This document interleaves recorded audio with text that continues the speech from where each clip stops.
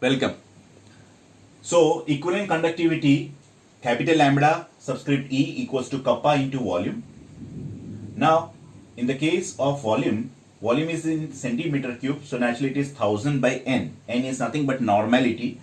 Instead of molarity, we have taken here normality because we have the term equivalent conductivity. So we are using gram equivalent mass.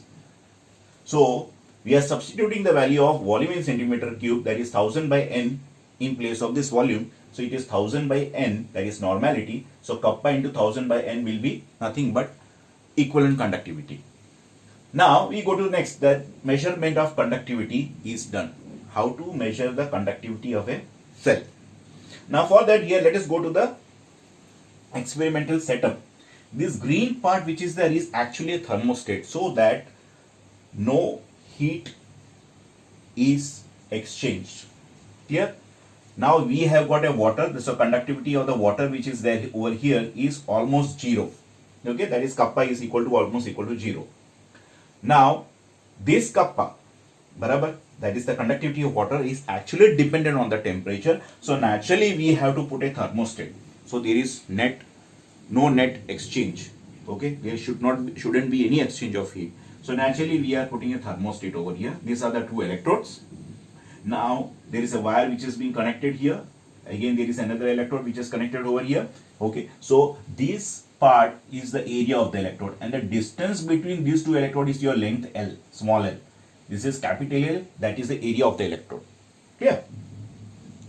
Now here there is the arrangement of Wheatstone bridge, my dear students, where we are trying to calculate the resistance of the given cell. Okay, so how we are here? See, here we have got resistance 1, R2, R1, R2, R4. This R1, R2, R4 is known. We can change on our own. But R3 is unknown, which we need to calculate.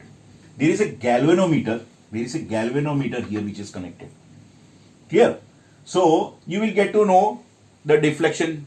But from the deflection, you will get to know that current is flowing. That's why galvanometer is connected. Now here the AC source is given. Now why AC source is put? Because you should prevent the electrolysis from occurring over there. Okay. So the sign, naturally the convention which is there, the sign should keep on changing. Otherwise what will happen? The ions will go and get deposited on the electrodes. So we have to stop the electrolysis from occurring. We are using an AC source, so naturally it will keep on fluctuating, and hence the sign will also change, because this is alternating current. Because normally for a electrolysis reaction, for a successful electrolysis reaction, my dear student, we have to use DC current. We cannot use DC current. We cannot afford to have electrolysis over here. Okay, then the whole plan will fail.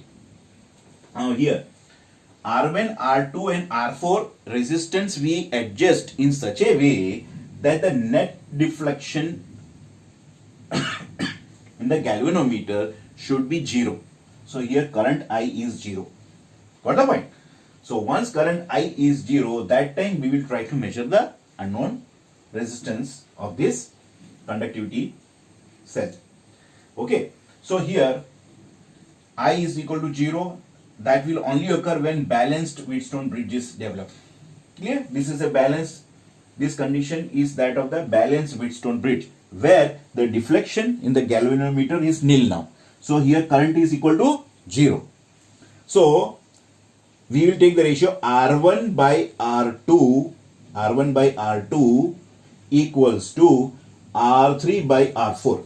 Now what is unknown? R3. So naturally R3 will be equal to R1 by R2 multiplied by R4. Now what is R3? Resistance of this cell. Now we will come to the equation of kappa. Kappa. So what is kappa? Conductivity or specific conductance. What is kappa? Conductivity or specific conductance, and we are measuring this kappa. So kappa, that is conductivity, is equal to conductance multiplied by cell constant. What is conductance? Inverse of resistance, 1 by R. And cell constant is naturally L by A. So here A and L will be there. Substitute the values. Okay. And kappa value, if it is there, you can calculate the value of R, because R is the resistance of this cell. Clear? So using Wheatstone bridge, you can calculate the resistance of the cell over here by the value, if the value of conductivity is known, you can substitute and find the resistance, or you can calculate the conductivity of the cell if this resistance is known. So that resistance is actually calculated using this Wheatstone bridge. That's why Wheatstone bridge comes in, so that we can calculate the value of R3. Now R3 will be the method, that is a use of Wheatstone bridge, by which we can have a balanced Wheatstone bridge where naturally the flow of the current will be zero. Flow of the current is zero, is nothing but the deflection of galvanometer will be nothing. I mean nil. There will be no deflection. That you would have already observed in your physics lab. So here, calculating this R3 is nothing but your resistance. Substitute that value and you will get the conductivity of this cell. Clear? I hope students you would have understood. Okay, I am just trying to brief out all the lecture notes. Okay, so that I don't have to put another separate snap. Clear? So please have a look at it. Copy down that notes in your book and practice it. Okay, that is the most essential part, because this is very volatile. Clear? As it is very volatile, you cannot remember it. You need to memorize certain parts, then only you will be able to recall in the examination, and especially in the numerical calculations of electrochemistry numericals. Okay, I hope things are very clear to you. I have tried my level best to explain to you. If you got any queries, you can get in touch with me on the WhatsApp number that is there under the video. Okay, thank you my dear students. Bye bye for now.